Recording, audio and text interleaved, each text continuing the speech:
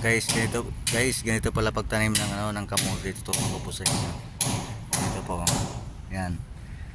Kailangan nakasarusalungat siya, 'di ba? Hanapin niyo po yung papalambutin niyo po muna yung lupa. Pag lumambot na, ayan, ganyan. Kailangan nakasalungat-salungat siya. Tapos at pagkatapos niyo pauumbukin niyo po. Diyan po tayo sa next umbukan. Yan. Makikita mo, umbok na umbok po yan, oh. Umbok na umbok yan yung mga kamote na yan. Kaya pag lumaman yan, magkalabasan yung laman yan dahil sa sobrang umbok. Kaya guys, yung piliin natin yung maumbok. Kaya pag nagtanim din tayo, kailangan maumbok din para pag lumaman, umbok na umbok din yung laman. Ganyan guys, ganyan pagtanim ng kamote. Yan. Tapos tatabunan nyo lang po yan sa gitna, gaganyanan. Yan.